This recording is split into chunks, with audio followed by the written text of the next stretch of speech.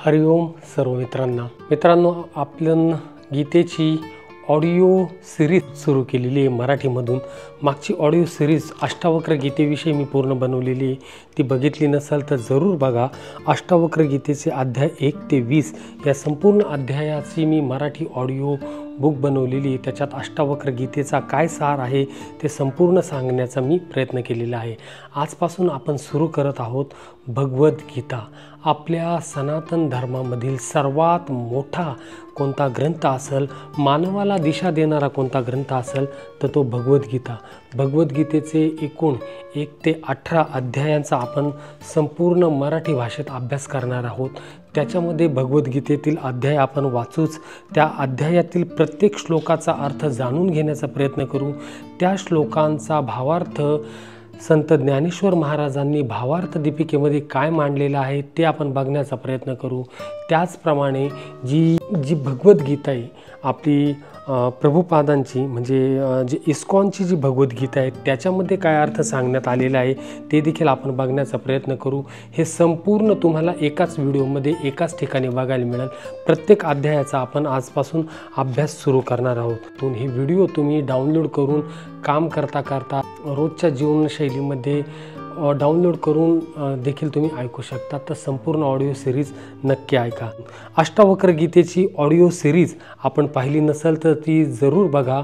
अष्टावक्र गीतेमध्ये अष्टावक्रांनी राजा जनकाचे जे काही प्रश्न होते त्या प्रश्नांची उत्तरं अष्टावक्र गीतेमधून देण्याचा प्रयत्न अष्टावक्र ऋषींनी केलेले आहे आणि ते अध्याय स्वरूपात 1 ते 20 हा संपूर्ण सार काय आहे हे आपण मागच्या ऑडिओ सिरीजमध्ये बघितलं। भगवद्गीता म्हणजे जो माणूस हा संभ्रम अवस्थेत सापडलेला असतो, या आयुष्यामध्ये या जीवनामध्ये वाटचाल करताना जेव्हा माणसाला वाट सापडत नाही, रस्ता सुचत नाही, तेव्हा जर मार्ग दाखवणारा कोणता प्रमुख आपल्याला मार्ग कोणी दाखवत असेल, प्रमुख ग्रंथ कोणता असेल तर तो भगवद्गीता।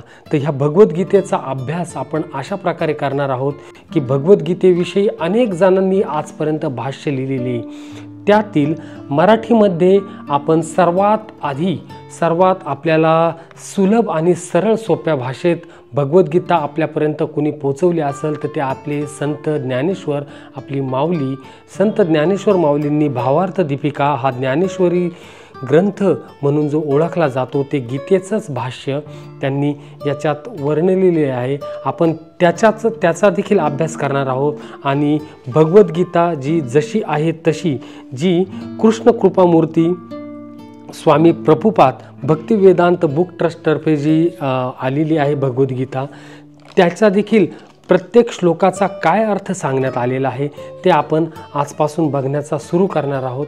तर सुरू करूया आजपासून आपण आपल्या भगवद्गीतेची ही व्याख्यानमाला, ही ऑडिओ क्लिप, तो डिटेलमध्ये प्रत्येक श्लोकात काय सांगितलेलं आहे त्या श्लोकात आपण अर्जुनाला बघायचं। म्हणजे अर्जुन ज्या स्थितीमध्ये भगवंतांना प्रश्न विचारतोय त्या स्थितीत आपण आपल्याला बघायचं आणि आपण त्या स्थितीत असताना भगवंत आपल्याला काय उत्तर देतील तेच आपण गीतेतून अभ्यासनाचा प्रयत्न करणार आहोत।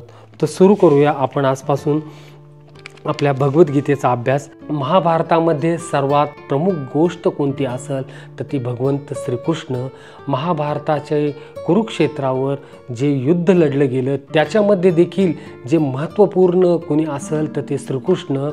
आत्तापर्यंत अनेक युद्ध लढली गेलेली, या भारतभूमीवर कितीतरी युद्ध लढली गेलेली आहे, परंतु कोणत्या युद्धभूमीवर अशा ग्रंथाची निर्मिती झालेली आहे, कोणत्या युद्धभूमीवर असा ज्ञानाचा पाझर फुटलेला आहे मला तुम्ही सांगा। ह्या ज्ञानाचा पाझर कधी कुठं फुटला असेल तर तो फक्त एकाच युद्ध ठिकाणी, ते म्हणजे महाभारतामध्ये, जो श्रीकृष्ण भगवंतांनी अर्जुनाची द्विधा मनस्थितीमध्ये जे ग्रंथ सांगितला तोच हा भगवद्गीता। तर सुरू करूया मित्रांनो भगवद्गीतेचा अध्याय 1। सुरू करण्याआधी आपण महामंत्र म्हणूया। महामंत्र कोणता? हरे राम राम राम हरे हरे, हरे कृष्ण कृष्ण कृष्ण हरे हरे। तर सुरू करूया आपला भगवद्गीतेचा अध्याय 1। जेव्हा युद्धभूमीवर कुरुक्षेत्रावर भगवंत श्रीकृष्ण आणि अर्जुन जेव्हा आले होते तेव्हा अर्जुनाने भगवंतांना दोन्ही सैन्यांच्या मधोमध रथ जेव्हा न्यायला लावला आणि जेव्हा रथने तिथं मध्ये सैन्याच्या मध्ये पोहोचला तेव्हा अर्जुनाला विचार पडला की ज्यांच्या अंगा खांद्यावर खेळून मी मोठा झालो, ज्यांनी मला ह्या धनुर्विद्या इतर विद्येमध्ये पारंगत केलं, आज मी त्यांच्यावर कशा प्रकारे बाण चालवायचा, हाच त्याचा विषाद ह्या अध्यायामध्ये मांडण्यात आलेला आहे. म्हणून या अध्यायाचं नाव आहे अर्जुन विषाद योग. ओम श्री परमात्मने नमः. श्रीमद्भगवद्गीता अथ प्रथमोऽध्यायः. धृतराष्ट्र उवाच धर्मक्षेत्रे कुरुक्षेत्रे समवेतायुयुत्सवः मामकः पांडवाश्चैव किम कुर्वत संजय. आता ह्या श्लोकाचा शब्दशः जर अर्थ घ्यायचा असेल तर धृतराष्ट्र जाणून घेत आहे संजयाकडून का हे संजया, कुरुक्षेत्र या पवित्र धर्मक्षेत्रावर एकत्रित आल्यानंतर युद्धाची इच्छा करणाऱ्या माझ्या आणि पांडूच्या पुत्रांनी काय केले. मित्रांनो, तुम्हाला माहीत असेल धृतराष्ट्र हे जन्मतःच नेत्रहीन होते, परंतु ते पुत्रमोहाने ग्रासलेले होते. त्याला निश्चित माहीत होते की आपले मुले आपल्याप्रमाणेच आध्यात्मिक ज्ञानाच्या दृष्टीने अंध आहेत आणि जन्मापासून पुण्यवान असणाऱ्या पांडवांशी आपल्या मुलांची कधीच मैत्री होणार नाही. पांडव आणि धृतराष्ट्राचे पुत्र हे दोघेही एकाच कुटुंबातील होते, पण या ठिकाणी धृतराष्ट्राचे अंतर्मन उघडे करून दाखवण्यात आले आहे. त्याने जाणीवपूर्वक आपल्या पुत्रांचा कुरु म्हणून उल्लेख केला. पांडुपुत्रांच्या कुळाच्या वंश परंपरेतून त्यांना वगळलेले याच्यात आपल्याला दिसतं. यावरून कुणीही धृतराष्ट्राचा आपल्या पुतण्यांशी म्हणजेच पांडुपुत्रांशी असणारा विशिष्ट संबंध सहजपणे जाणू शकतो. याच श्लोकाचा अर्थ आपल्या भावार्थ दीपिकेमध्ये संत श्री ज्ञानेश्वरीमध्ये काय देण्यात आला आहे ते आपण बघूया. पुत्राच्या प्रेमाने मोहित झालेला धृतराष्ट्र राजा संजयास म्हणाला, संजया, कुरुक्षेत्राची काय हकीकत आहे ती मला सांग. कुरुक्षेत्राला धर्माचे ठिकाण असे म्हणतात. तेथे माझे व पंडूचे पुत्र युद्ध करण्याच्या निमित्ताने गेले आहेत, तर ते परस्परात एवढा वेळपर्यंत काय करीत आहेत ते मला लवकर सांग. म्हणजे पहिल्या श्लोकामध्ये आपल्याला समजून येतं का युद्धाच्या स्थितीविषयी जाणून घेण्याची धृतराष्ट्राची आकांक्षा आपण याच्यामध्ये बघत आहोत. श्लोक दुसरा. संजय उवाच दृष्ट्वा तू पांडवानिकं व्यूढं दुर्योधनस्तदा आचार्यमुपसंगम्य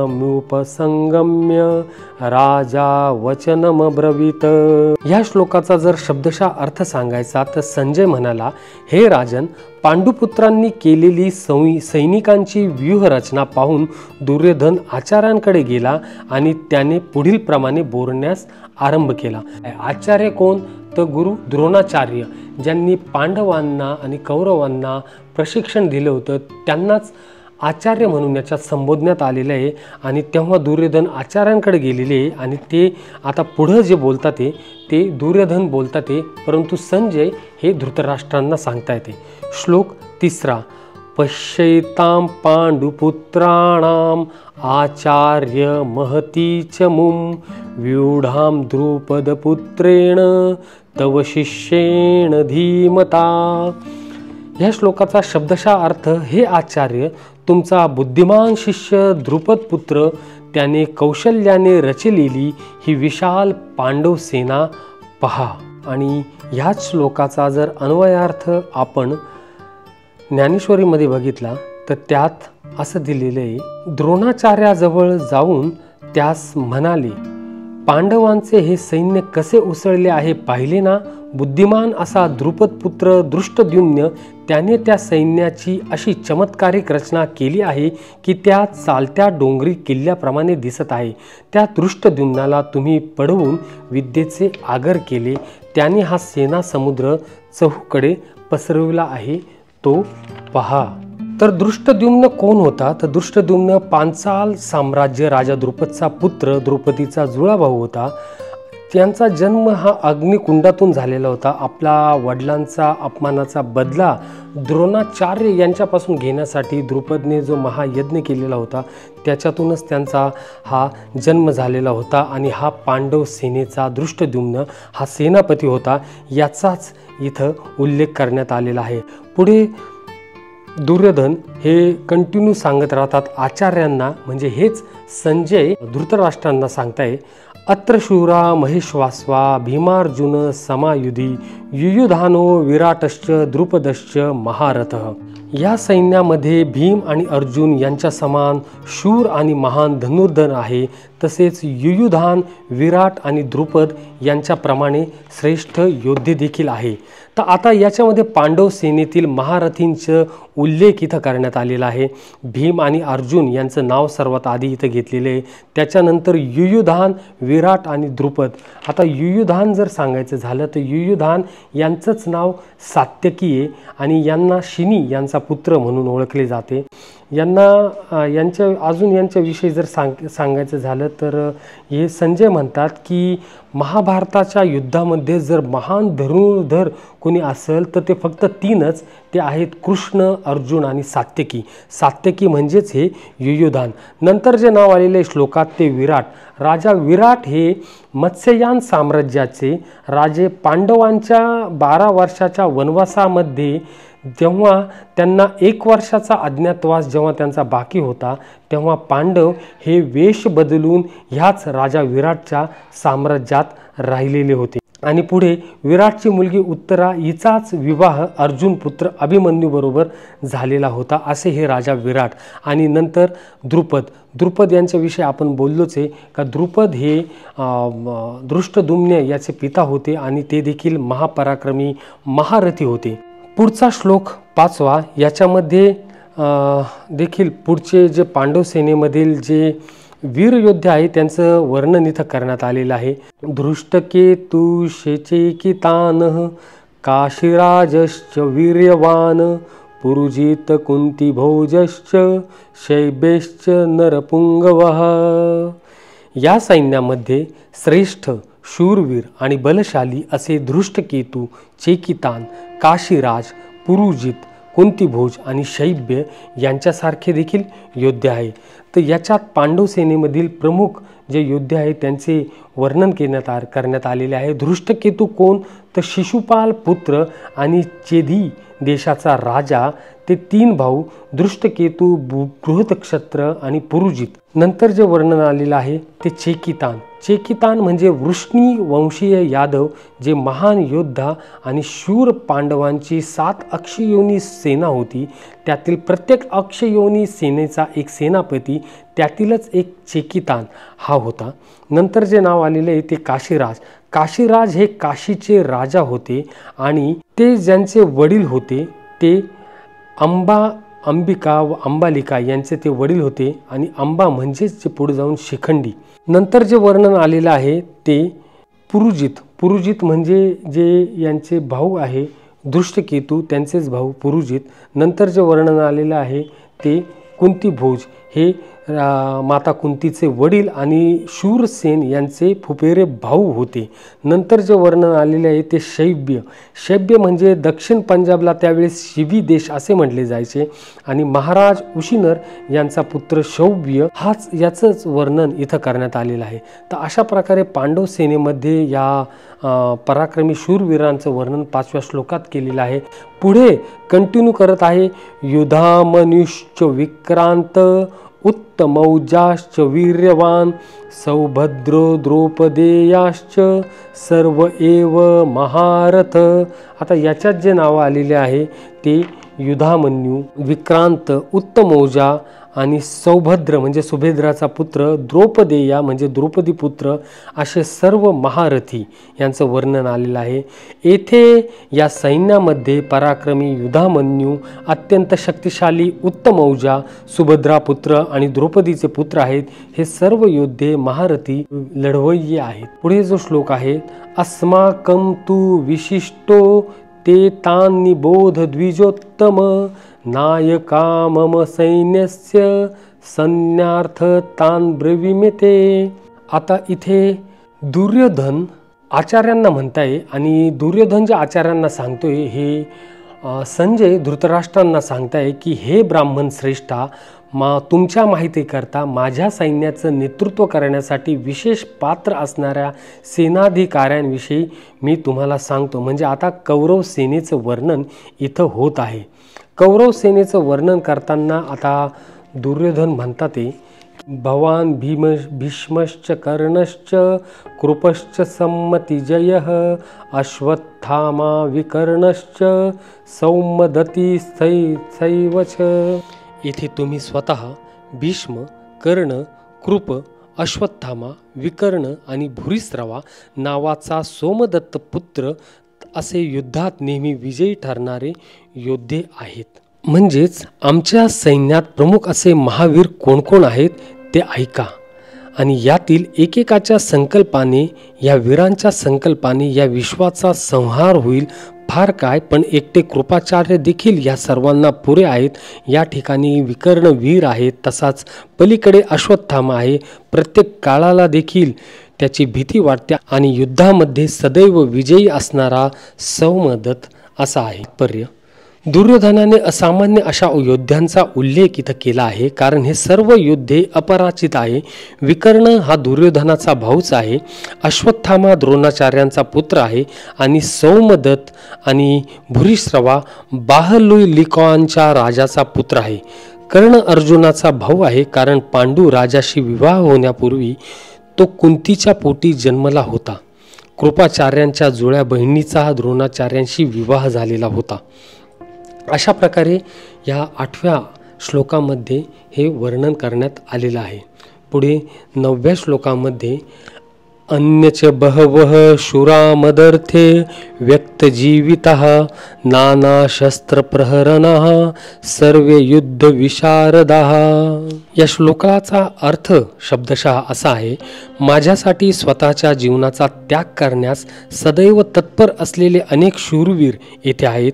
ते सर्व विविध प्रकारच्या शस्त्रास्त्रांनी सुसज्ज असून युद्धकलेत निपुण आहेत. जयद्रथ, कृतवर्मा आणि शल्य यांसारख्या इतर योद्ध्यांविषयी सांगावयाचे झाल्यास ते सर्वजण दुर्योधनासाठी आपले जीवन देण्यास तत्पर होते.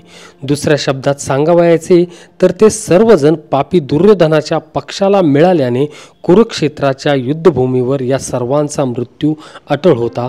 वर सांगितल्याप्रमाणे आपल्या मित्रांच्या एकत्रित सामर्थ्यावरून दुर्योधनाला मात्र आपल्या विजयाविषयी पूर्ण असा विश्वास होता. त्याचप्रमाणे ज्यांच्या शौर्याचा अंत प्रत्यक्ष ब्रह्मदेवालाही लागत नाही असे आणखी कितीतरी वीर आहेत की जे शस्त्रविद्येत निपुण असून अस्त्रविद्येत तर साक्षात अवतार आहेत. फार कशाला, त्यांच्यापासून अस्त्रविद्या जगात प्रसिद्धीस आली. हे जरी अतिशक्तिशाली आहेत व जगात जरी यांच्या तोडीचे दुसरे योद्धे नाहीत तरी ते जीवाभावाने मलाच अनुसरले आहेत. त्याप्रमाणे पतिव्रतेचे मन पती वाचून दुसऱ्या ठिकाणी जात नाही, केवळ पतीच्याच ठिकाणी असते. त्याप्रमाणे या वीरांना मी जीव की प्राण आहे. आमच्या कामापुढे ते आपले प्राणही तुच्छ समजतात. इतके ते पराकोटीचे स्वामी भक्त आहेत. हे युद्धकलेमध्ये निष्णात असून चातुर्याने कीर्ती संपादन करतात. फार काय सांगावे, क्षत्रियांचा धर्म यांच्यापासूनच प्रसिद्धीस आला. याप्रमाणे आमच्या सैन्यात सर्वतोपरी पराक्रमी असे अनेक वीर आहेत. त्यांची कीर्ती म्हणून गणती करावी. श्लोक 10. अपर्याप्तं तदस्माकं बलं भीष्माभिरक्षितं पर्याप्तं त्विदमेतेषां बलं भीमाभिरक्षितं. आमची शक्ती अपरिमित आहे आणि पितामह भीष्म यांच्याद्वारे आपण पूर्णपणे सुरक्षित आहोत. परंतु भीमाने काळजीपूर्वक रक्षिलेली पांडवांची शक्ती ही मर्यादित आहे. म्हणजेच श्लोक 10चा अन्वयार्थ असा आहे की सर्व क्षत्रियांमध्ये श्रेष्ठ आणि जगातील सर्व योद्ध्यांमध्ये प्रतापी असे जे भीष्माचार्य, त्यांच्याकडे या सर्व सैन्याचे अधिपत्य दिलेले आहे. त्यांनी हे सर्व सैन्य आवरून अशा बेताने रचले आहे की जणू काय हे किल्लेच बांधिले आहेत. त्यांच्या शौर्यापुढे त्रिभुवन देखील तुच्छ आहे. विचार केला असता त्याप्रमाणे सर्व प्रकारे समुद्र दुस्तर असून आणखी त्यास वडवानलाचे सहाय्य व्हावे किंवा प्रलयकालाच्या अग्नीला महावाताचे सहाय्य मिळून त्या उभयंताचा जसा संयोग व्हावा तसे या आमच्या अफाट सैन्यास भीष्म हे सेनापती मिळाले आहेत. तेव्हा या आमच्या सैन्याबरोबर कोण युद्ध करील? पांडवांचे सैन्य वर सांगितलेल्या आमच्या सैन्याच्या तुलनेने अगदी थोडे दिसत आहे. शिवाय त्याचे सेनापत्य दांडग्या भीमसेनाने स्वीकारले आहे. इतके सांगून दुर्योधन स्तब्ध झालेला आहे. म्हणजे ह्या श्लोकाचा तात्पर्य असा की दुर्योधनाने तुलनात्मक शक्तीचे अनुमान व्यक्त इथं केलेले आहे. सर्वात अनुभवी सेनापती भीष्म यांना सैन्याचे विशिष्टपणे रक्षण केल्यामुळे आपल्या सैन्याची शक्ती अपरिमित झाली आहे असे त्याला वाटत आहे. उलट पक्षी अल्प अनुभवी सेनापतीने म्हणजेच भीमाने रक्षिलेले पांडव सैन्य हे सीमित आहे असे वाटत आहे. भीम भीष्मांच्या तुलनेत नगण्यच होता. दुर्योधन भीमाचा नेहमीच मत्सर करीत असे, कारण आपला मृत्यू केवळ भीमाकडूनच होईल हे तो पूर्णपणे जाणून होता. त्याचवेळी अत्यंत श्रेष्ठ सेनापती भीष्म यांच्या उपस्थितीमुळे त्याला स्वतःच्या विजयाची निश्चिती होती. या युद्धात आपला विजय होईल या आपल्या निष्कर्षाचा त्याला विश्वास पटला होता. श्लोक 11. अयनेषु च सर्वेषु यथा भागम अवस्थितः भीष्ममेवाभिरक्षन्तु भवन्त सर्व एव हि. या श्लोकाचा शब्दशः अर्थ आहे, आता तुम्ही सर्वांनी सैन्य व्यूह रचनेतील नेमक्या ठिकाणी उभे राहून पितामह भीष्मांना पूर्ण सहाय्य केले पाहिजे. अन्वयार्थ. दुर्योधन मग फिरून सेनापतीस म्हणाला, अहो आता आपापले सैन्य सज्ज करा. ज्यांच्या ताब्यात सैन्याच्या ज्या ज्या अक्षौहिणी सेना आहेत त्या तयार करा. मित्रांनो, मी इथं सांगू इच्छितो, एक अक्षौहिणी सेना म्हणजे त्याच्यामध्ये 21,870 रथ, 21,870 हत्ती, 65,610 घोडेस्वार, 1,09,350 पायी सैनिक ज्या सैन्यामध्ये असत त्याला एक अक्षौहिणी सेना असं म्हणत. पांडवांकडे 7 अक्षौहिणी सेना होती तर कौरवांकडे 11 अक्षौहिणी सेना इतकी होती. म्हणजे तुम्ही विचार करू शकता का पांडवांपेक्षा कौरवांची जी सेना होती ती महाकाय अशी सेना त्यांच्याकडे होती. तर अशा सेनेची त्यातील श्रेष्ठ महारथींनी आपापल्या अक्षौहिणी सेना पुढे जाऊन उभे राहावे व त्यांनी त्या सेना सांभाळून भीष्मांच्या आज्ञेत राहावे. नंतर ते द्रोणाचार्यस म्हणतात, तुम्ही सर्व सैन्यावर देखरेख ठेवावी आणि भीष्मास मजप्रमाणेच समजून त्यांचे रक्षण करावे, कारण आमच्या सर्व सैन्याची भिस्त त्यांच्यावरच आहे. तात्पर्य. भीष्मांच्या पराक्रमाची स्तुती केल्यानंतर दुर्योधनाला वाटले की इतर योद्ध्यांना आपण महत्त्व दिले नाही असे कोणाला वाटू नये, म्हणून त्याने नेहमीच्या आपल्या मुत्सुद्दीगिरीला अनुसरून वरील शब्दांनी परिस्थितीशी जुळवून घेण्याचा प्रयत्न केला. त्याने ठामपणे सांगितले की भीष्मदेव निसंशय सर्वश्रेष्ठ योद्धा आहेत, पण ते वृद्ध असल्या कारणाने त्यांचे सर्व बाजूंनी रक्षण करण्याचा प्रत्येकाने विचार केला पाहिजे. कदाचित ते एकाच बाजूला युद्ध करण्यास गुंतले असतील आणि इतर बाजूने शत्रू या संधीचा लाभ उठवू शकेल. यास्तव इतर योद्ध्यांनी आपली नियुक्त ठिकाणे न सोडता शत्रूला व्यूहरचना भेदू न देणे हे महत्त्वाचे होते. कुरूंचा विजय भीष्मदेवांच्या उपस्थितीवरच अवलंबून आहे हे दुर्योधनाला स्पष्टपणे कळून आले. युद्धामध्ये भीष्मदेव आणि द्रोणाचार्य यांच्या पूर्ण पाठिंब्याची त्याला निश्चिती होती. याचे कारण म्हणजे ज्यावेळी मोठमोठ्या सेनापतींच्या सभेत द्रौपदीचे वस्त्रहरण केले जात होते त्यावेळी तिने या दोघांकडेच न्याय याचना केली होती, पण ते एक चकार शब्दही काढू शकले नव्हते हे दुर्योधन निश्चित जाणून होता. या दोघांच्या मनात पांडवांविषयी जिव्हाळा असला तरी द्यूतक्रीडेप्रमाणेच आत्ताही ते या जिव्हाळ्याचा त्याग करतील अशी त्याला आशा होती. श्लोक 12. तस्य संजय नयन हर्षम कुरुवृद्धः पितामह सिंहनादं विनद्योच्चः शंखम दद्मौ प्रतापवान. अन्वयार्थ. राजा दुर्योधनाचे हे भाषण ऐकून भीष्मास फार आनंद झाला आणि त्यांनी सिंहनाद केला. तो तो नाद दोनही सैन्यात इतका दुमदुमून गेला की त्याचा प्रतिध्वनी आकाशात देखील मावेना. तो प्रतिध्वनी होत आहे तोच वीरवृत्तीच्या बळाने भीष्मांनी आपला दिव्य शंख वाजविला. ते दोन्ही नाद एकत्र आले असता त्रैलोक्य बधीर झाले. त्यावेळी आकाशच कोसळून पडत आहे की काय असा भास झाला. त्यावेळी आकाश गडगडू लागले, समुद्र उसळू लागला. हे सारे विश्व घाबरून जाऊन थरथर कापू लागले आणि त्या महानादाच्या घोषाने पर्वतांच्या गुहांमधून देखील प्रतिध्वनी उठले. इतक्यात दोन्ही सैन्यांमध्ये रणवाद्ये वाजू लागली. 12व्या या श्लोकाचा तात्पर्य असा: कुरुवंशातील पितामह आपला पौत्र दुर्योधन याच्या अंतःकरणातील भाव समजू शकले. दुर्योधनाविषयी असलेल्या स्वाभाविक प्रेमामुळे त्याला उत्साहित करण्यासाठी त्यांनी मोठ्याने शंख वाजविला. हा ध्वनी त्यांच्या सिंहासारख्या असणाऱ्या स्थितीला अनुरूपच होता. शंखध्वनीच्या संकेताने त्यांनी आपला पौत्र दुर्योधन याला सूचित केले की तो युद्धात विजयी होण्याची शक्यताच नाही, कारण विरुद्ध पक्षात स्वतः परमपुरुष भगवान श्रीकृष्ण आहे. तरी सुद्धा युद्ध करणे हे त्यांचे कर्तव्य होते आणि यामध्ये ते कोणतीही उणीव ठेवणार नव्हते. श्लोक 13. तत शंकाश्च भैरश्च पणवानक गोमुखः सहसैवाभ्यहन्यत स शब्दस्तुमुलो भवत. या श्लोकाचा अर्थ आहे: त्यानंतर शंख, नगारे, ढोल, मृदुंग, शिंगे इत्यादी वाद्ये एकदम वाजू लागली.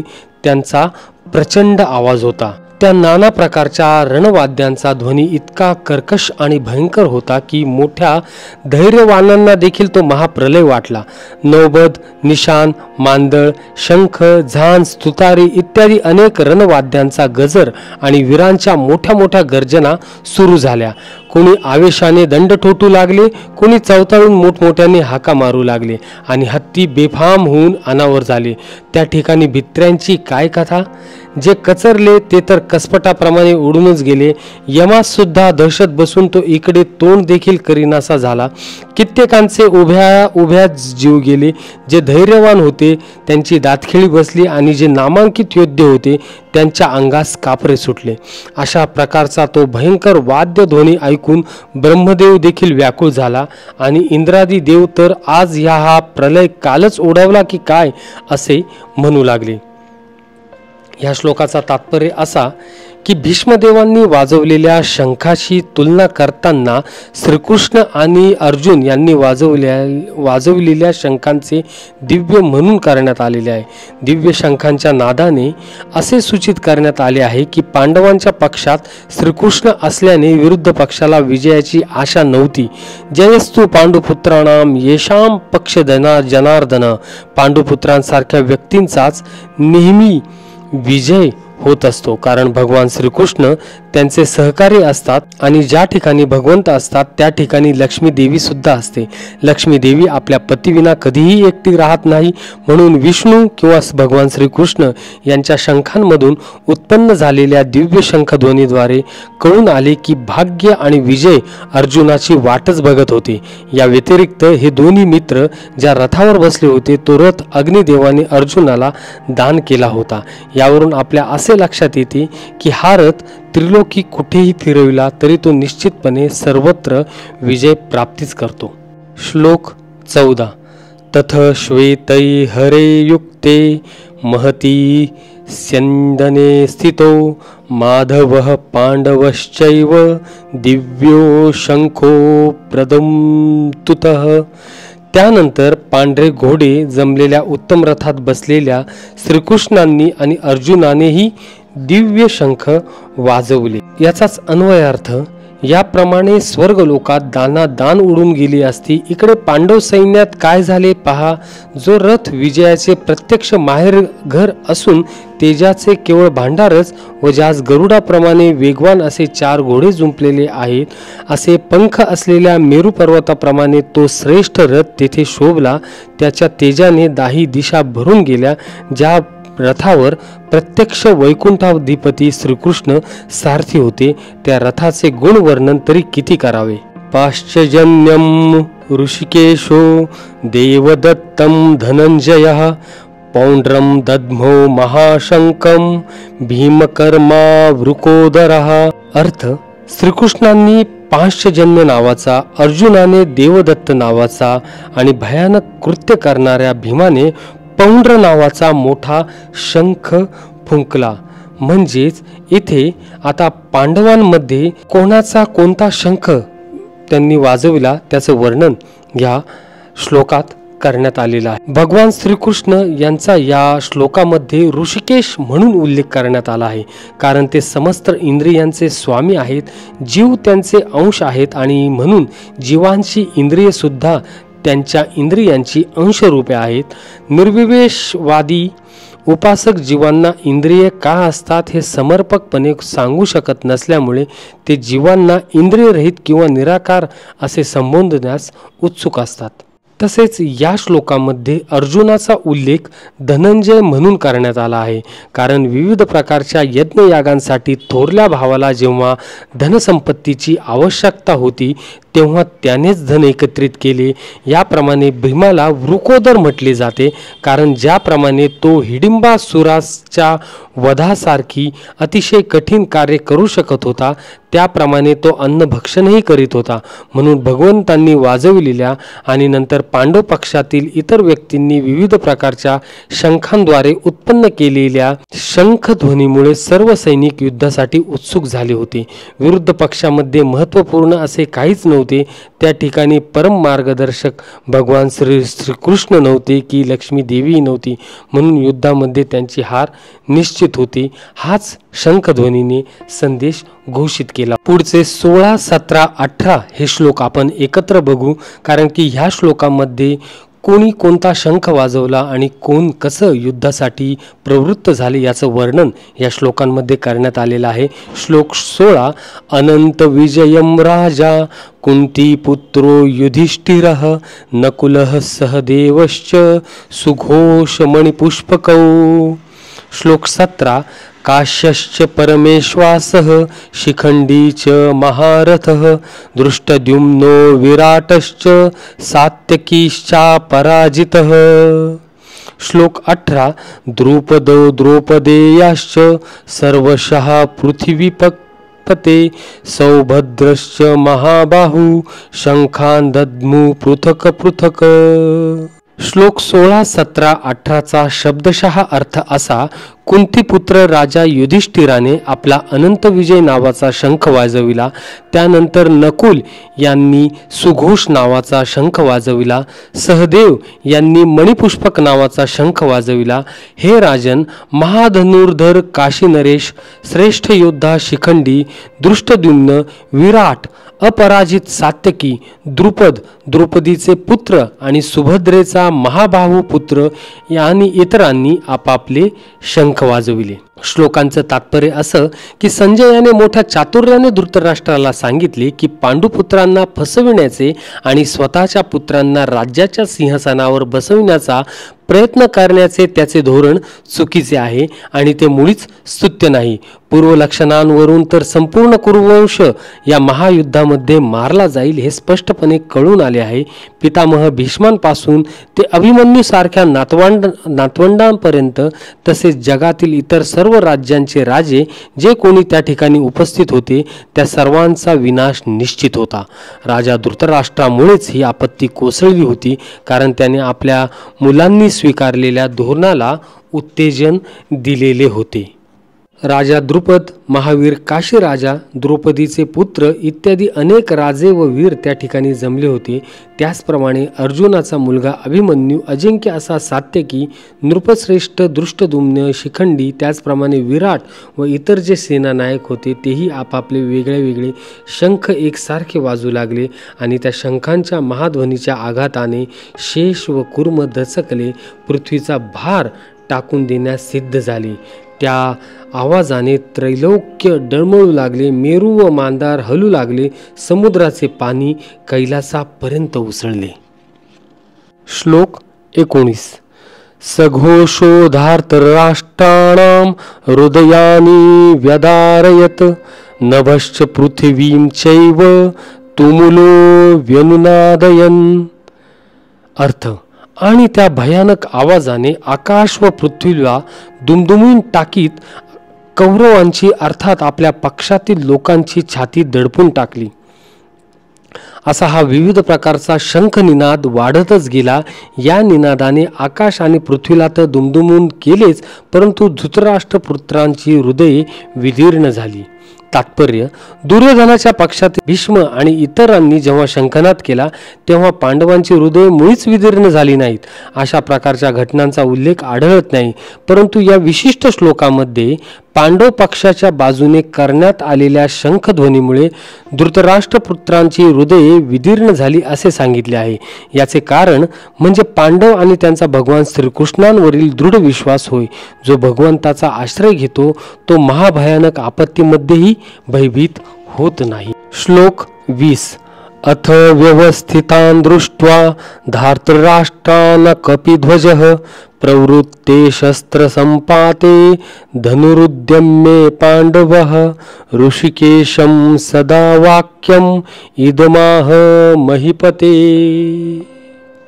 अर्थ, हनुमानाचे चिन्ह असलेल्या ध्वजाच्या रथावर आरूढ असलेला पांडुपुत्र अर्जुन त्यावेळी धनुष्य हाती घेऊन बाण सोडण्यास सज्ज झाला. हे राजन, व्यूहरचनेतील धृतराष्ट्रपुत्रांकडे पाहून अर्जुन भगवान श्रीकृष्णांना पुढील प्रमाणे म्हणाला. म्हणजेच तात्पर्य असं या श्लोकाचं की युद्धाला आरंभ होण्यास थोडाच कालावधी होता. वरील कथनावरून असे समजून येते की युद्धभूमीवर प्रत्यक्ष भगवान श्रीकृष्णांद्वारे मार्गदर्शित पांडव सेनेची अनपेक्षित व्यूहरचना पाहून धृतराष्ट्रपुत्र किंचित नाराज झाले होते. अर्जुनाच्या ध्वजावरील हनुमानाचे चिन्ह हे विजयाचे आणखी एक लक्षण आहे. कारण राम व रावण युद्धामध्ये हनुमानाने प्रभू श्री रामचंद्रांना सहाय्य केले होते. आता राम आणि हनुमान दोघेही अर्जुनाला सहाय्य करण्यासाठी त्याच्या रथावर आरूढ होते. भगवान श्रीकृष्ण म्हणजे स्वतः श्रीराम आहेत आणि ज्या ठिकाणी भगवान श्रीराम आहेत त्या ठिकाणी त्यांचा नित्यसेवक हनुमान आणि त्यांची नित्य सहचारणी भाग्यलक्ष्मी श्रीमती सीता देवी उपस्थित असते. म्हणून कोणत्याही शत्रूकडून अर्जुनाला भयभीत होण्याचे कारणच नव्हते. आणि सर्वात मुख्य गोष्ट म्हणजे इंद्रियांचे स्वामी स्वतः भगवान श्रीकृष्ण त्याला मार्गदर्शन करण्यासाठी उपस्थित होते. भगवद्गीतेमध्ये अर्जुनाची एंट्री जर कोणत्या श्लोकामध्ये होत असेल तर तो श्लोक आहे 21वा श्लोक. येथे अर्जुन श्रीकृष्णाला उद्देशून बोलत आहे. बघूया आपण 21वा श्लोक. श्लोक 21, 22, 23 हे अर्जुन उवाच श्रीकृष्णांना उद्देशून म्हणत आहेत. श्लोक 21. सेनयोरुभयोर्मध्ये रथं स्थापयाम्यच्युत यावदेतान् निरीक्ष्यहं योद्धुकामानवस्थितान् कैर्मया सह योद्धव्यमस्मिन् रणसमुद्यमे योत्स्यमानान् वक्ष्येऽहं य एतेऽत्र समागतः धार्तराष्ट्रस्य दुर्बुद्धेर्युद्धे प्रिया चिकीर्षवः. या श्लोकांचा शब्दशः अर्थ असा आहे की अर्जुन म्हणाला, हे अच्युत, कृपया माझा रथ दोन्ही सैन्यांच्या मध्ये घेऊन चाल.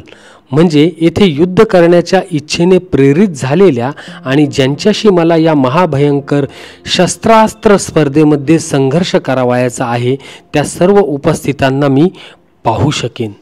धृतराष्ट्राच्या दुर्बुद्ध पुत्राला आनंदी करण्याच्या इच्छेने येथे लढण्यास आलेल्यांना मला पाहू दे. तात्पर्य, श्रीकृष्ण जरी पुरुषोत्तम श्री भगवान असले तरी अहैतिक कृपेमुळे ते आपल्या मित्राची सेवा करीत होते. ते आपल्या भक्तावरील प्रेमात कधीही चुकत नाही. म्हणून त्यांना या ठिकाणी अच्युत असे संबोधण्यात आले आहे. सारथी या नात्याने त्यांना अर्जुनाच्या आदेशांचे पालन करावे लागत असे आणि हे करण्यात त्यांनी कधीच संकोच केला नाही. त्यासाठीच त्यांना अच्युत म्हणून संबोधण्यात आले आहे. तरी त्यांनी आपल्या भक्ताचे सारथ्य स्वीकारले होते तरी त्यांच्या परमस्थानास कोणीच आव्हान देऊ शकत नाही.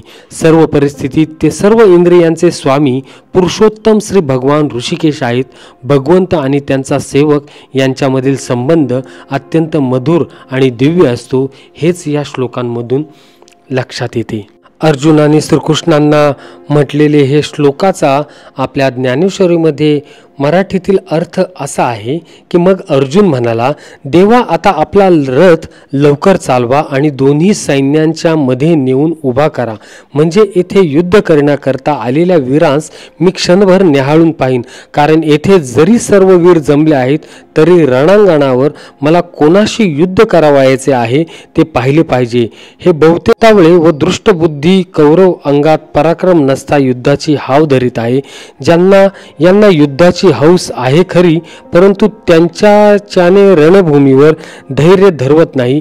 इतके राजाला सांगून संजय पुढे म्हणाला. श्लोक 24. संजय उवाच एव मुक्तो ऋषिकेशो गुडाकेशेन भारत सेनयोरुभमयोर्मध्ये स्थापयित्वा रथोत्तमम्. संजय म्हणाला, हे भरत वंशजा, या प्रकारे अर्जुनाने म्हटल्यावर भगवान श्रीकृष्णांनी दोन्ही सैन्यांच्या मध्यभागी तो सर्वोत्तम रथ उभा केला. तात्पर्य: या श्लोकामध्ये अर्जुनाला गुडाकेश म्हणून संबोधण्यात आले आहे. गुडाका म्हणजे निद्रा आणि निद्रेवर विजय प्राप्त करणाऱ्याला गुडाकेश म्हटले जाते. निद्रा याचा अर्थ अज्ञान असाही होतो. अर्जुनाने श्रीकृष्णांशी असलेल्या सख्यत्वामुळे निद्रा आणि अज्ञान अशा दोन्हींवरही विजय प्राप्त केला होता.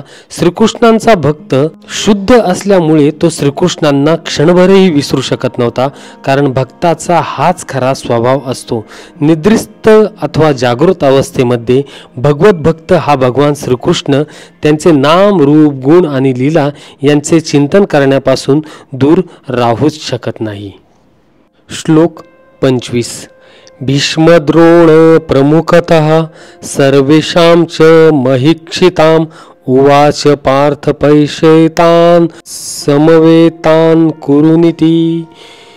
अर्थ: भीष्म, द्रोण आणि जगातील इतर सर्व राजांच्या उपस्थितीत भगवान म्हणाले, हे पार्थ, येथे एकत्रित आलेल्या सर्व कुरुवंशीयांना आता पहा. तात्पर्य: भगवान श्रीकृष्ण सर्व जीवांचे परमात्मा स्वरूप असल्याने अर्जुनाच्या मनात काय चालले होते हे ते जाणू शकत होते. या संदर्भात ऋषिकेश या शब्दप्रयोगावरूनच कळून येते की त्यांना सर्व काही ज्ञात होते. अर्जुनाच्या संदर्भात पार्थ किंवा कुंतीपुत्र अथवा पृथेचा पुत्र हा शब्द सुद्धा तितकाच महत्त्वपूर्ण आहे.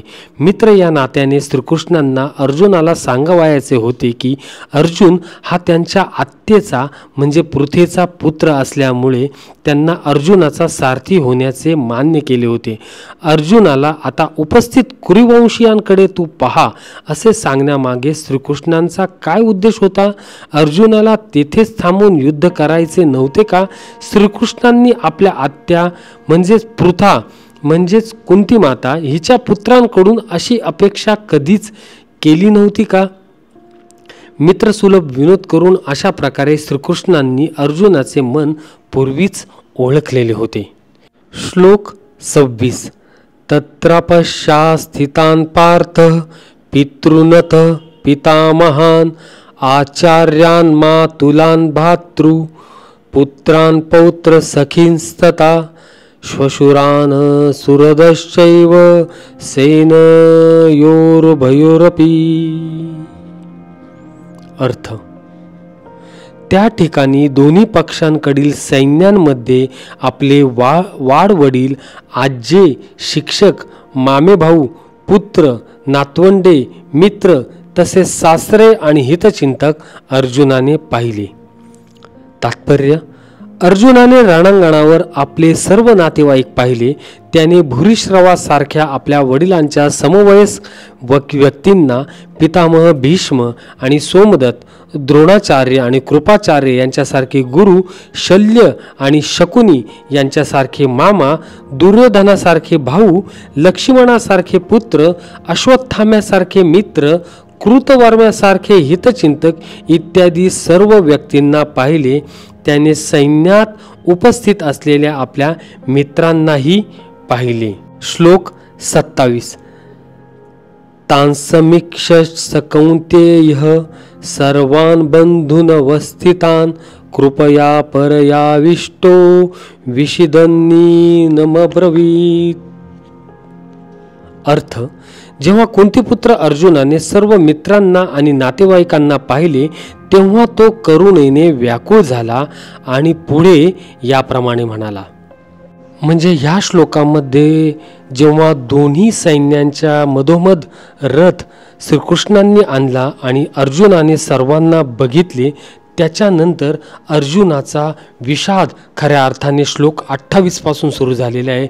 मग पुढे ज्या श्लोकांमध्ये अर्जुनाने श्रीकृष्णांना जे जे वर्णन करून सांगितलेले आहे, त्यांच्या मनाची जी स्थिती सांगितलेली आहे, इथून खरा आता अर्जुनाचा विषाद काय होता, नेमकं श्रीकृष्णांना अर्जुनाला गीता का सांगावी लागली, हा उपदेश का करावा लागला, हे श्लोक 28 पासून आता अर्जुनाचा काय विषाद होता हे आपण बघायला सुरुवात करू. अर्जुन उवाच. श्लोक 28. द्रष्टमे स्वजनं कृष्ण युयुत्सं समुपस्थितं सिदन्ति मम गात्राणि मुखं च परिशुष्यति वेपथुच्च शरीरे मे रोमहर्षश्च जायते. अर्जुन म्हणाला, हे श्रीकृष्ण, या प्रकारे युद्ध करण्याच्या इच्छेने प्रेरित झालेल्या माझ्या नातेवाईकांना आणि मित्रांना पाहून माझ्या शरीराच्या सर्व अवयवांना कंप सुटला आहे आणि माझे मुख कोरडे पडले आहे. तात्पर्य, भगवंतावर ज्या व्यक्तीची प्रामाणिक भक्ती आहे त्या व्यक्तीच्या ठाई देवी देवता आणि सत्पुरुषांच्या ठिकाणी आढळणारे सर्व सद्गुण आढळतात. पण जो अभक्त आहे तो भौतिकदृष्ट्या शिक्षण आणि सुसंस्कृती यांद्वारे कितीही प्रगत असला तरी त्याच्याकडे दैवी सद्गुणांचा अभावच असतो. अर्जुनाने जेव्हा आपापसात युद्ध करण्याच्या इच्छेने प्रेरित होऊन युद्धभूमीवर आलेल्या आपल्या मित्रांना आणि सगळे सोयऱ्यांना आणि नातेवाईकांना पाहिले तेव्हा तो त्यांच्याविषयीच्या करुणेने अत्यंत व्याकुळ झाला. आपल्या सैनिकांविषयी तर त्याला पूर्वीपासूनच सहानुभूती वाटत होती आणि आता विरुद्ध पक्षाकडील सैनिकांचा अटळ मृत्यू पाहून त्याला त्यांच्याविषयीही करुणा वाटू लागली. या प्रकारे विचार करीत असताना त्याच्या सर्व अवयवांना कंप सुटला आणि तोंड कोरडे पडले. त्यांची युद्ध करण्याची उत्सुकता पाहून तो काहीसा आश्चर्यचकित देखील झाला. वस्तुतः संपूर्ण समाज आणि अगदी अर्जुनाच्या रक्ताचे नातेवाईकही त्याच्याशी लढण्यासाठी सिद्ध झाले होते.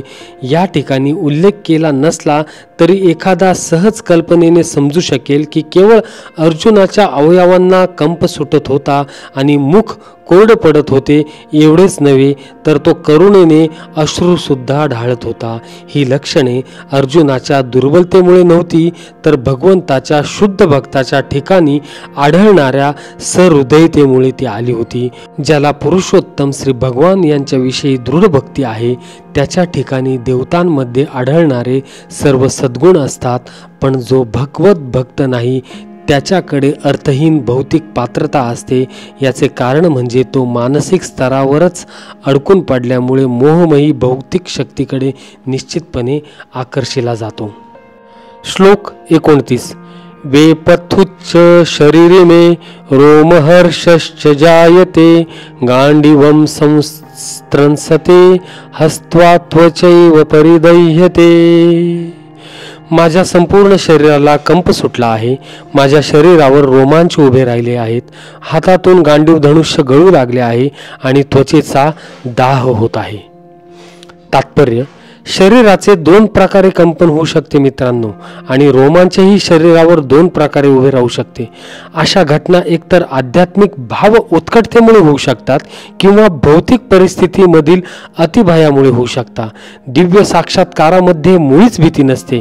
या परिस्थितीतील अर्जुनाची लक्षणे ही जीवित हानीच्या भौतिक भयामुळे प्रकट झाली होती. इतर लक्षणांवरूनही हे स्पष्टपणे कळून आले की तो इतका अधीर झाला की त्याचे प्रसिद्ध गांडीव धनुष्य त्याच्या हातातून गळून पडले आणि अंतःकरणात दाह होत असल्यामुळे त्याला आपल्या त्वचेचाही दाह होत आहे असे वाटू लागले. जीवनाविषयीच्या भौतिक संकल्पनेमुळे अथवा देहात्मबुद्धीमुळे या सर्व गोष्टी घडून येतात. या श्लोकामध्ये आपल्याला अर्जुनाची काय स्थिती झालेली होती त्याचं वर्णन इथं करण्यात आलेलं आहे. या श्लोकाचं वर्णन ज्ञानेश्वर माऊली या प्रकारे करतात का ज्याने युद्धात शंकरासही जिंकले व निवात कवच राक्षसांना नामशेष केले त्या अर्जुनाला मोहाने एका क्षणात गिळून टाकले. भ्रमर कोणत्याही वाळलेल्या कठीण लाकडास सहज भोग पाडतो, परंतु कोवळ्या कमळाच्या कळीमध्ये तो मिटल्यावर अडकून पडतो. तेथे त्याचा प्राण जरी गेला तरी तो त्या कमळाच्या पाकळ्यांना भोग पाडण्याचे मनातही आणत नाही. त्याप्रमाणे आप्तवर्गाचा मोह कोमल असला तरी तोडण्यास तो कठीण आहे. श्लोक 30. नच शक्नौ म्यवस्थातून भ्रमतीव च मे मनः निमित्तानि च पश्यामि विपरीतानि केशव. अर्थ: मला येथे यापुढे थोडा वेळ सुद्धा उभे राहणे शक्य नाही. मला स्वतःचाच विसर पडत चालला आहे आणि माझे मन चक्रावून गेले आहे. हे केशव, हे कृष्ण, मला केवळ विपरीत घडण्याचीच लक्षणे दिसत आहे. तात्पर्य: अर्जुनाचे धैर्य नाहीसे झाल्यामुळे तो युद्धभूमीवर उभा राहू शकत नव्हता आणि मनाच्या या प्रकारच्या दुबळेपणामुळे त्याला स्वतःचाच विसर पडत होता. भौतिक गोष्टींवरील आत्यंतिक आसक्ती मनुष्याला या गोंधळलेल्या अवस्थेत टाकते. श्रीमद भागवत मध्ये देखील याचा उल्लेख आहे. भयम द्वितीयाभिनिवेशतः स्यात्. ज्या व्यक्तींवर भौतिक परिस्थितीचा आत्यंतिक प्रभाव झालेला असतो त्या व्यक्तींमध्ये या प्रकारचे भय आणि मानसिक असंतुलन आढळून येते. अर्जुनाला रणभूमीमध्ये विपरीत अशा दुःखमयी घटनाच दिसत होत्या आणि यामुळे शत्रूंवर विजय मिळवूनही तो आनंदी होणार नव्हता. या श्लोकाविषयी माऊली असे म्हणतात की युद्धाच्या त्या ठिकाणी अर्जुनाच्या मनात करुणा कशी उद्भवली हे कळत नाही. मग तो श्रीकृष्णास म्हणालेला आहे, देवा मला वाटते आता येथे उभे राहू नये, या सर्वांस मारावयाचे. ही गोष्ट मनात आल्याबरोबर माझे मन अति व्याकुळ होऊन तोंडातून शब्द उमटेनासा झालेला आहे. श्लोक 31. न च श्रेयो नुपश्यामि हत्वा स्वजनमाहवे न कांक्षे विजयम कृष्ण न च राज्यं सुखानि च.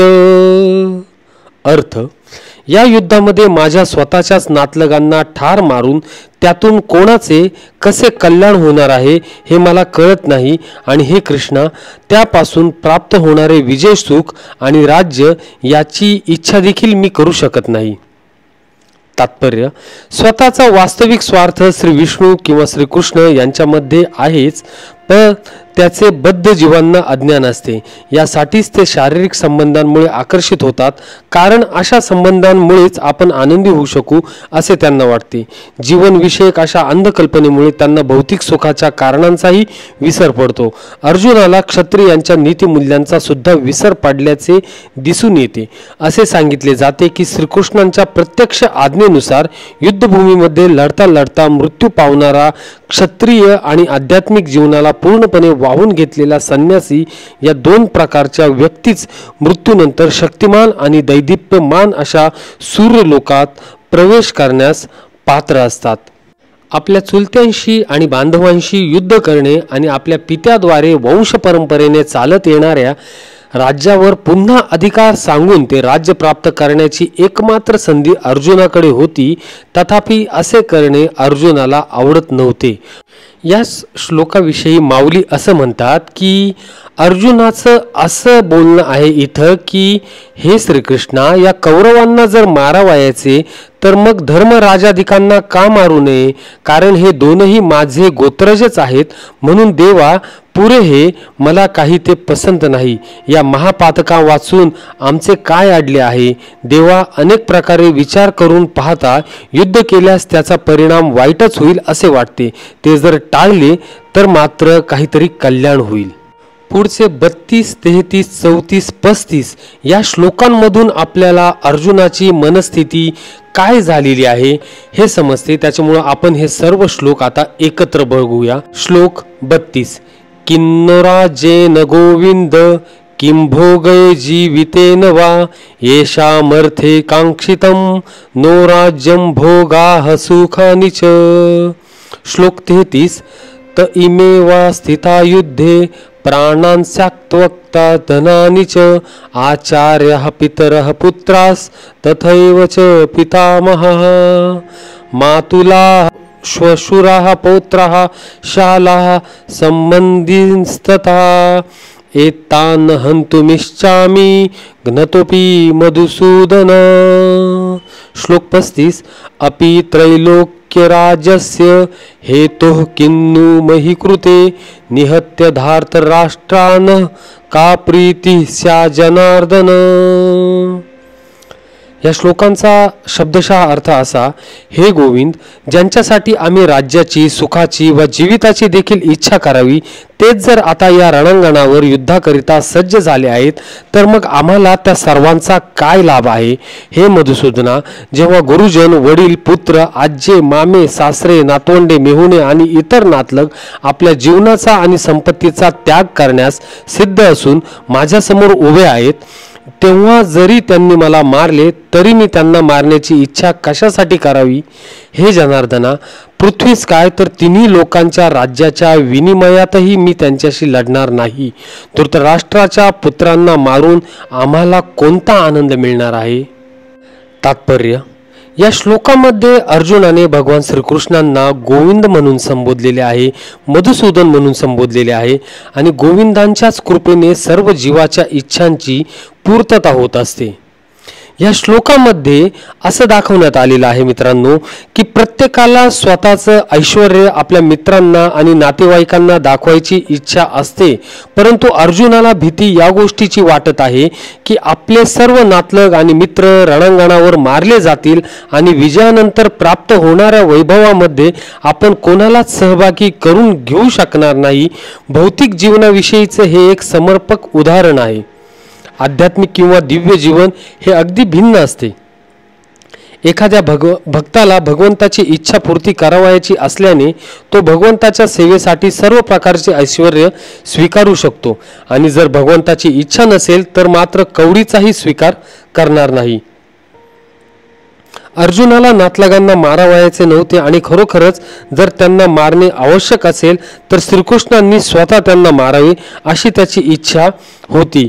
या क्षणी अर्जुनाला माहीत नव्हते की रणांगणावर येण्यापूर्वीच श्रीकृष्णांनी त्यांना मारले होते आणि त्याला केवळ श्रीकृष्णांच्या हातातील साधन बनवायचे होते. भगवंताचा स्वाभाविक भक्त असल्याने अर्जुनाला आपल्या दुष्ट चुलत्यांचा आणि बांधवांचा सूड घेणे आवडले नाही, पण त्या सर्वांची हत्या करणे ही भगवंताची योजना होती. भगवत भक्त दुष्टांचा सूड घेऊ इच्छित नाही, पण दुष्टांनी केलेला अपराध भगवंत कधीच सहन करीत नाही. भगवंत स्वतःच्या अपराधांविषयीच एखाद्या व्यक्तीला क्षमा करू शकतो, पण भक्तांना दुखवणाऱ्या कोणत्याही व्यक्तीला भगवंत क्षमा करीत नाही. म्हणून दुष्टांना क्षमा करावयाची इच्छा अर्जुनाला जरी असली तरीही त्यांचा वध करण्यासाठी भगवंत मात्र दृढ निश्चयी होते. याच श्लोकाचं वर्णन माऊलींनी असं केलेलं आहे की बायका, मुले व धन या सर्वांना सोडून तलवारीच्या धारेवर ज्यांना आपला जीव ठेवले आहेत अशांना मी कसे मारू, कोणावर शस्त्र धरू आणि मी आपल्याच जीवलगांचा कसा घात करू? हे कोण आहेत हे तुला माहीत नाही काय? ते पहा, पलीकडे भीष्म व द्रोण आहेत, त्यांचे आमच्यावर असंख्य व असाधारण उपकार झाले आहेत. या ठिकाणी मेहुणे, सासरे, मामा, बंधू तसेच हे सर्व पुत्र, नातू, आप्तही आहेत. हे पहा, हे सर्व आमचे फार जवळचे आप्त आहेत. तेव्हा यांना मारण्याची गोष्ट नुसती तोंडाने बोलणे देखील माझ्यासाठी पाप आहे. श्लोक 36. पापमेवाश्रयेदस्मा अन्नत्वैतान ततायिनः तस्मानार्हा वयं हन्तु धार्तराष्ट्रं सबान्धवान् स्वजनन् हि कथं हत्वा सुखिनः स्याम माधव. अर्थ, या आततायी आक्रमकांना आम्ही ठार मारले आहेत तर आम्हाला पापच लागणार आहे, म्हणून धृतराष्ट्र पुत्रांना आणि आपल्या मित्रांना मारणे आपल्यासाठी योग्य नाही. यापासून आम्हाला काय लाभ होणार आहे? हे माधव, आपल्याच नातलगांची हत्या करून आम्ही कसे सुखी होऊ? तात्पर्य, वैदिक मताप्रमाणे 6 प्रकारचे आततायी असतात.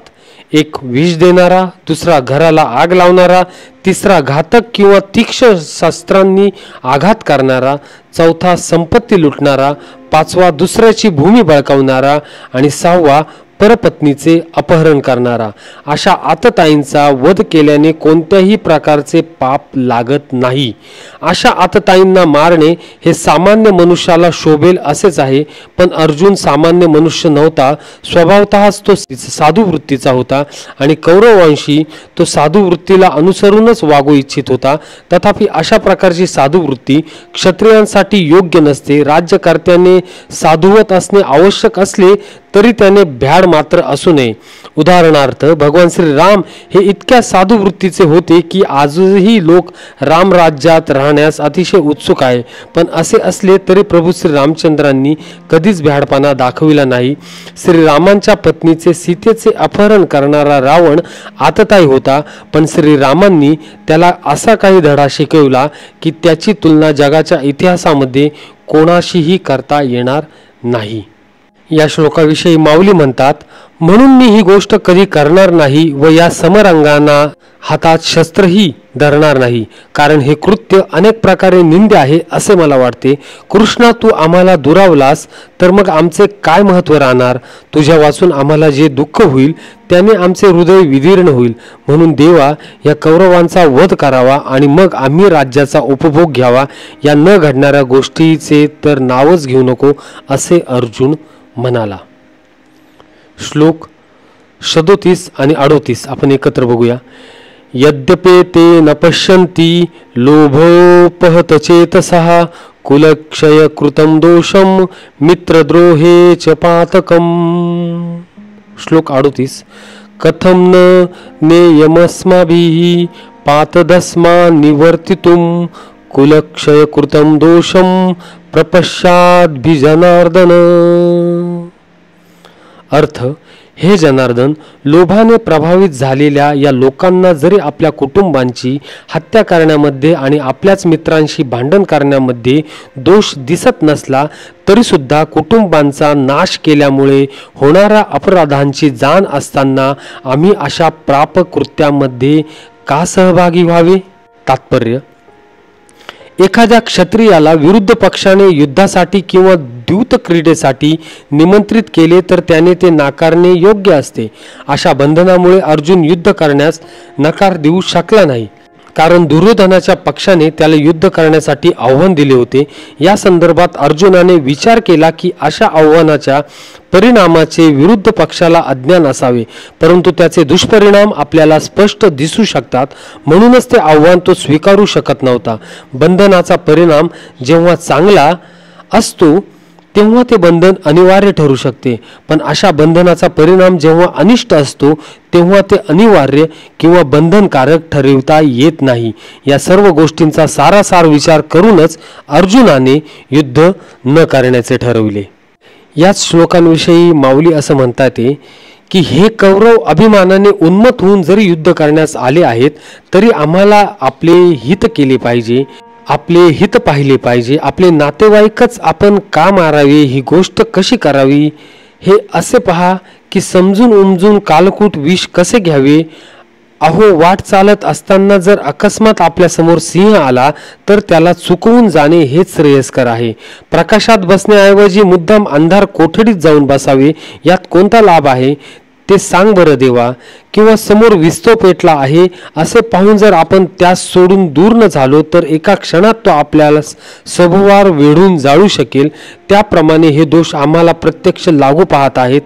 असे कळल्यावरही आम्ही हे युद्ध करण्यास कसे प्रवृत्त व्हावे? त्यावेळी इतके बोलून अर्जुन श्रीकृष्णांना म्हणाला, देवा, हे पातक केवढे मोठे आहे ते मी तुला सांगतो. आता हे पातक किती मोठे आहे हे आपण श्लोक 39 मध्ये बघूया.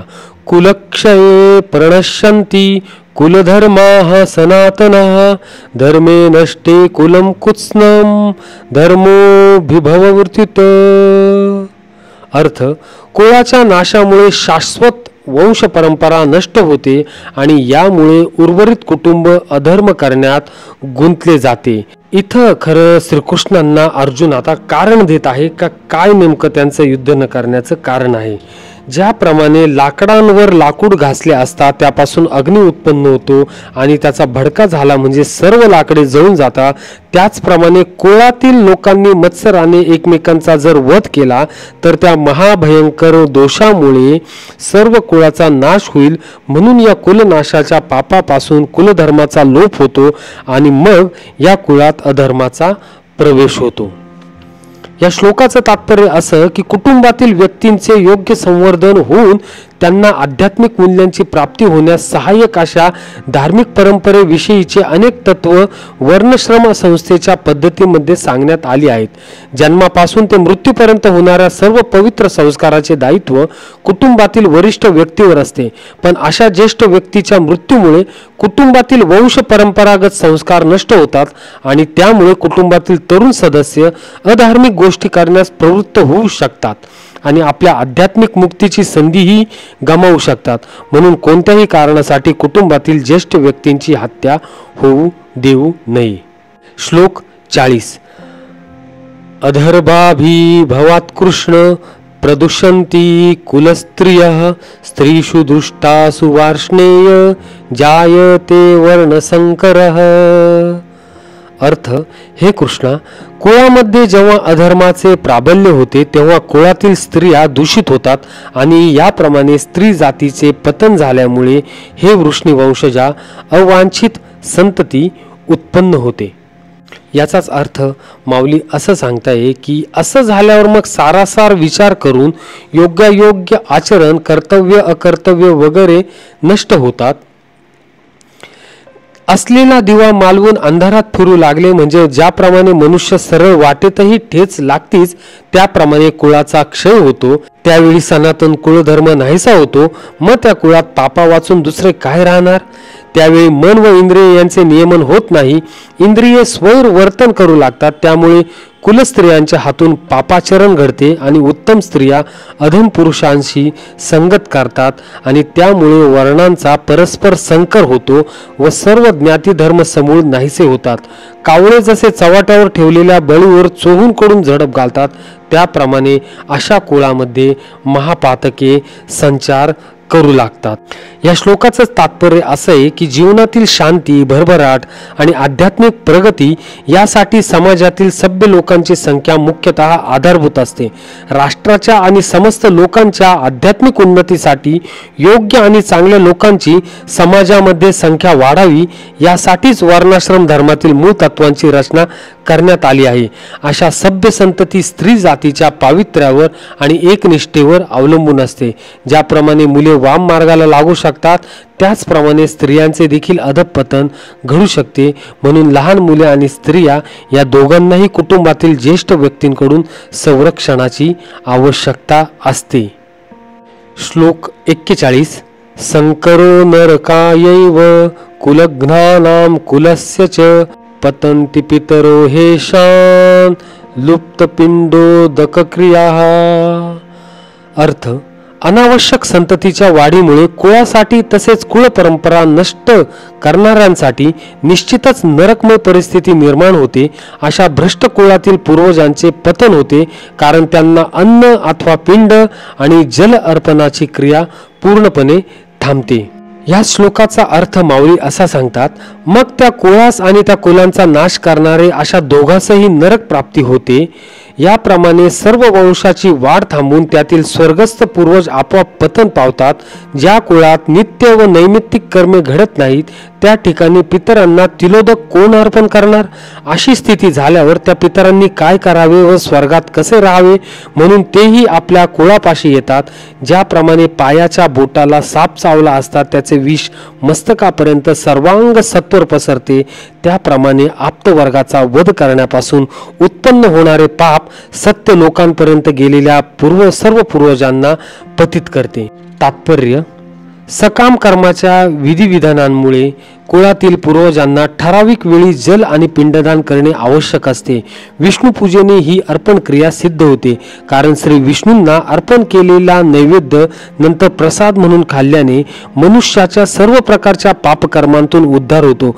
कधीकधी विविध प्रकारच्या पापकर्मांमुळे पूर्वज दुःख भोगत असतात आणि कधीकधी तर त्यांच्यापैकी काही जण स्थूल भौतिक शरीराची सुद्धा प्राप्ती करू शकत नाहीत आणि यामुळे त्यांना सूक्ष्म शरीरामध्येच भूत पिशाच म्हणून राहणे भाग पडते. म्हणून वंशज जेव्हा प्रसाद रूपी अन्न आपल्या पूर्वजांना अर्पण करतात तेव्हा पूर्वजांची दुःखमय अशी भूत पिशाच योनीतून किंवा कष्टमय जीवनातून मुक्तता होते.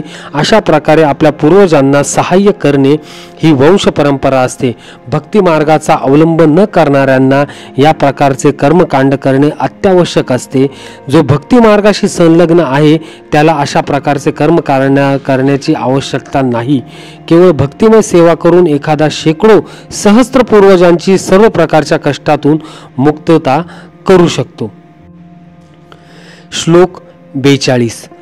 दोषैरेतहि कुलज्ञानान् वर्णसंकराकारकैः उत्साद्यन्त जातिधर्मः कुलधर्माश्च शाश्वतः. अर्थ, वंश परंपरा नष्ट करणाऱ्यांच्या दुष्कृत्यांमुळे आणि या प्रकारे उत्पन्न झालेल्या अनावश्यक संततीमुळे सर्व प्रकारच्या सामुदायिक योजना आणि कुटुंब कल्याणाची सर्व कार्ये उद्ध्वस्त होतात. माऊली म्हणतात, कृष्णा, या ठिकाणी आणखी एक महापाप घडते. ते कोणते म्हणाल तर या दोषापासून लोकाचार नाहीसे होतात. ज्याप्रमाणे आपल्या घराला दुर्दैवाने आग लागली तर ती भडकलेली आग शेजारच्या दुसरी घरेही जाळून टाकते, त्याप्रमाणे त्या कुळाशी संबंध ठेवून जे जे लोक वागतात तेही या निमित्ताने दूषित होतात.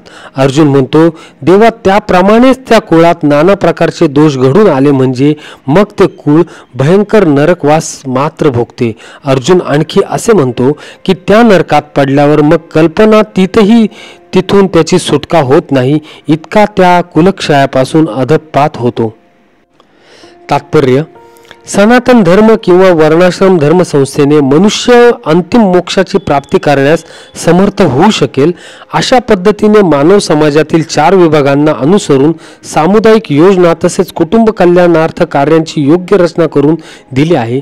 म्हणून अविवेकी पुढाऱ्यांनी सनातन धर्माच्या परंपरेचा भंग केल्यास समाजामध्ये गोंधळ निर्माण होतो आणि त्याचा परिणाम म्हणजे श्री विष्णूंची प्राप्ती हे जीवनाचे अंतिम ध्येय आहे याचा लोकांना विसर पडतो. अशा पुढाऱ्यांना अंध म्हटले जाते आणि अशा नेत्यांचे अनुसरण करणारे लोक निश्चितपणे गोंधळून जातात. श्लोक 43. उत्सन्न कुलधर्माणां मनुष्याणां जनार्दन नरके नियतं वासो भवतीत्यन्नु शुश्रुम. अर्थ, हे प्रजापालक, हे कृष्ण, गुरु शिष्य परंपरेद्वारे मी असे ऐकले आहे की कुळ परंपरेचा विनाश करणारे नरकातच नित्य निवास करतात. तात्पर्य, अर्जुनाने केलेला हा एक युक्तिवाद आहे. अर्जुनाचा युक्तिवाद हा स्वतःच्या वैयक्तिक अनुभवावर नव्हे तर त्याने आचार्यांकडून जे ऐकले होते त्यावर आधारित होता. वास्तविक ज्ञानप्राप्तीचा हाच मार्ग आहे. अशा ज्ञानात प्रथमपासूनच स्थित झालेल्या योग्य व्यक्तीच्या साह्याविना मनुष्य वास्तविक ज्ञानाच्या अंतिम ध्येयाकडे पोहोचू शकत नाही. वर्णाश्रम संस्थेतील एका पद्धतीनुसार मनुष्याला मृत्यूपूर्वी आपल्या पापकर्मांचे प्रायश्चित्त करण्यासाठी विशिष्ट विधी करावा लागतो. जो नेहमी पापकर्मेच करण्यात गुंतला आहे त्याने या प्रायश्चित्त विधीचा उपयोग करून घेतलाच पाहिजे. असे न केल्यास त्या व्यक्तीला पापकर्माचे फळ म्हणून दुःखमय कष्टमय जीवन भोगण्यासाठी निश्चितपणे नरकात घातले जाते. श्लोक 44. अहोबत महत्पापम कर्तुम व्यवसिता वयम यद्राज्य सुखलोभेन हंतुम स्वजन मुद्यतः. अर्थ, अरे रे रे, आम्ही भयंकर पाप करण्यास प्रवृत्त झालो आहोत. हे किती चमत्कारिक आहे. राज्यसुख भोगण्याच्या लोभाने उद्युक्त झाल्यामुळे आम्ही आमच्या नातलगांनाही मारण्यास सिद्ध झालो आहोत. तात्पर्य, स्वार्थी हेतूने प्रेरित झाल्यामुळे मनुष्य आपल्या स्वतःच्या बंधूंची, पित्याची अथवा मात्याचीही हत्या करण्या इतके पापकर्म करण्यास प्रवृत्त होऊ शकतो. जगाच्या इतिहासामध्ये अशी अनेक उदाहरणे आहे. तथापि अर्जुन भगवंताचा साधुवृत्तीयुक्त भक्त असल्यामुळे त्याला नेहमी नैतिक तत्वांची जाणीव असे आणि म्हणून तो अशी कर्मे करण्याचे टाळत आहे.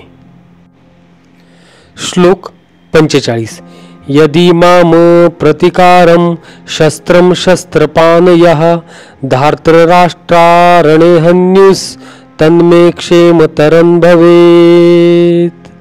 अर्थ, शस्त्रधारी धृतराष्ट्रपुत्रांनी माझ्यासारख्या निशस्त्र आणि प्रतिकार न करणाऱ्याची हत्या केली तर तेच माझ्यासाठी अधिक चांगले होईल. या श्लोकाविषयी माऊली म्हणतात, तर आता या उपर जिवंत राहण्यापेक्षा आपली शस्त्रे टाकून देऊन त्यांचे वार सहन करणेच फार उत्तम. असे केल्यामुळे जरी मरण प्राप्त झाले तरी ते चांगले, परंतु यांचा वध करून पाप जोडण्याची माझी इच्छा नाही. याप्रमाणे अर्जुनाने आपले सर्व कुल पाहून म्हटले की यांना मारून राज्य मिळवणे म्हणजे केवळ नरकाची जोड करणे होय. तात्पर्य, युद्धाला सिद्ध नसलेल्या आणि निशस्त्र असलेल्या शत्रूवर आक्रमण करू नये हा क्षत्रियांच्या युद्ध तत्वांमधील एक नियम आहे. परंतु अशा विचित्र परिस्थितीमध्ये सुद्धा शत्रूने आक्रमण केले तरीही अर्जुनाने प्रतिकार न करण्याचा निर्णय घेतला. विरुद्ध पक्ष युद्ध करण्यासाठी किती उत्सुक आहे याचा विचारही अर्जुनाने केला नाही. भगवंताचा महान भक्त असल्यामुळे तो सहृदय होता आणि त्यामुळेच त्याच्यामध्ये ही लक्षणे दिसून येत होती. अर्जुन विषाद योग मधील शेवटचा श्लोक 46. श्लोक 46. संजय उवाच एव मुक्त्वार्जुनः सख्ये रथोपस्थ उपाविशत विसृज्य शशरं चापं शोकसंविघ्नमानसः. अर्थ, संजय म्हणाला, रणभूमीवर याप्रमाणे बोलून झाल्यानंतर अर्जुनाने आपले धनुष्यबाण बाजूला टाकले आणि अत्यंत शोकाकुल होऊन तो रथामध्ये खाली बसला. संजय म्हणाला, राजा धृतराष्ट्र, त्या समरंगणात अर्जुन असे बोलला आणि मग अत्यंत उदासीन झाला व अनिवार्य दुःखी होऊन त्याने रथातून उडी टाकली. ज्याप्रमाणे एखादा राजकुमार पदच्युत झाला म्हणजे तो जसा सर्वथा निस्तेज होतो किंवा राहूच्या योगाने सूर्यास ग्रहण लागले म्हणजे तो कलाहीन होतो, आपल्याला अणिमादी महासिद्धी मिळाव्या या मोहाने परवश झालेला तपस्वी भ्रम पावतो व त्या सिद्धीविषयीची इच्छा त्याच्या अंतःकरणाला व्यापून दीन करून सोडते, त्याप्रमाणे तो धनुर्धर अर्जुन रथस्थानावरून खाली उतरला. त्यावेळी तो दुःखाने अतिशय व्याकुळ झालेला दिसू लागला. संजय म्हणतो, राजा आणखी असे झाले की त्याने धनुष्यबाण टाकून दिले व त्याच्या डोळ्यातून सारख्या अश्रुधारा वाहू लागल्या. आता यापुढे अर्जुनास दुःख झालेले पाहून वैकुंठनाथ श्रीकृष्ण त्यास कशा रीतीने तत्वज्ञानाचा उपदेश करतील ती पुढे येणारी सविस्तर कथा अध्याय 2 मध्ये ऐकूया. या श्लोकाचं, शेवटच्या श्लोकाचं तात्पर्य असं की आपल्या शत्रूच्या व्यूहरचनेचे अवलोकन करताना अर्जुन रथामध्ये उभा होता, पण तो शोकाने इतका व्याकुळ झाला की आपले धनुष्यबाण बाजूला ठेवून तो पुन्हा खाली बसला. भगवत भक्तीमधील अशी दयाशील सहृदय व्यक्ती आत्मज्ञान प्राप्त करण्यास सर्व प्रकारे योग्य असते आणि म्हणूनच गीतेचं हे सार श्रीकृष्णांनी अर्जुनाला दिलेले. अशा रीतीने मित्रांनो, भगवद्गीतेच्या अर्जुन विषाद योग नामक पहिल्या अध्यायावरील आपलं हे व्याख्यानमालेतील आजचं भाष्य संपन्न झालेलं आहे. शांतपणे जर विचार केला तर भगवद्गीता या अपूर्व ग्रंथाची सुरुवातच या अर्जुन विषाद योगाने झालेली आहे. विषाद म्हणजे खेद, विषाद म्हणजे उत्साहाचा अभाव, विषाद म्हणजे शक्तीचा ऱ्हास आणि विषाद म्हणजे बुद्धिमांद्य. युद्धासाठी सैन्य समोरासमोर उभी ठाकली ते, शस्त्र परजली गेली ते, शंखध्वनी झाले आहेत, पराक्रमाची शौर्याची गाथा रचली जाणार आहे. आणि अशा एका निर्णायक युद्धाच्या वेळी अर्जुन विषादा इतका निरुत्साही क्षण का आला असावा? गीता आख्यानाच्या दिव्य क्षणापूर्वी जाण्यापूर्वी इतका अंधार का दाटून आला असावा? अर्जुन विषाद या शब्दाचा अर्थ खेद, निरुत्साह आणि अर्जुनाच्या हतबलतेशी अपरिहार्यपणे जोडला गेलाय. गीतेत यावेळी घडणारा प्रसंग अर्जुनाच्या या मनोवस्थेचं वर्णन करणाराच आहेच, पण आपल्या आप्तस्वकीयांच्या वधाचं कारण बनून राज्य करणं या विचारातच अर्जुनाला एक अपराधगंड जाणवू लागला. परिणामतः त्याने शस्त्र खाली ठेवले आणि अर्जुनाचा विषादाशी योग जुळाला. पण असं असलं तरी आपल्या एक लक्षात येईल मित्रांनो, की अर्जुन विषाद हे गीतेचं प्रयोजन आहे, गीतेच्या निर्मितीचं कारण आहे. म्हणजेच जर हा विषाद अर्जुनाच्या मनात निर्माणच झाला नसता तर पुढे भगवंतांना गीता सांगण्याचं काही कारणच नव्हतं. त्यामुळे अर्जुनाच्या विषादाचं निमित्त करून गीता जन्मास आली. म्हणून हा अर्जुन विषाद योग हा आपल्यासाठी महत्त्वाचा. अर्जुन विषाद योग भगवद्गीतेतील या पहिल्या अध्यायापासून आपण काय बोध घेऊ शकतो? तर आपण रोज जागोजागी अर्जुनासारखी आपली स्थिती होती. अर्जुनाप्रमाणेच आपण प्रत्येक जण कामामध्ये निरुत्साह जाणवतो. कधी विद्यार्जन, धनार्जन, स्वातंत्र्यार्जन आणि इतर कामांमध्ये, इतर कार्यांमध्ये श्रेष्ठ प्राप्तव्य मिळवताना खूप बंधने आली आहेत. एक उदासीनता, खिन्नता आपल्याला अनुभवायला मिळते. हे पाहिलं की अर्जुन विषाद योगाचा मानवी जीवनाशी देखील किती दृढ संबंध आहे हे जाणवल्याशिवाय राहत नाही. पण कधीतरी शांतपणे विचार करताना अर्जुन विषाद हे गीतेचं प्रयोजन आहे आणि अर्जुन अवस्थेतले आपण सर्व अंधारातून प्रकाशाकडे नेणं हेच गीतेचं साध्य आहे. आणि हेच गीतेचं साध्य आता आपण पुढील दुसऱ्या अध्यायापासून बघणार आहोत. भगवद्गीतेतील दुसरा अध्याय सांख्ययोग पुढील व्हिडिओमध्ये अवश्य बघा. हरे राम राम राम हरे हरे, हरे कृष्ण कृष्ण कृष्ण हरे हरे. जय श्री कृष्ण मित्रांनो.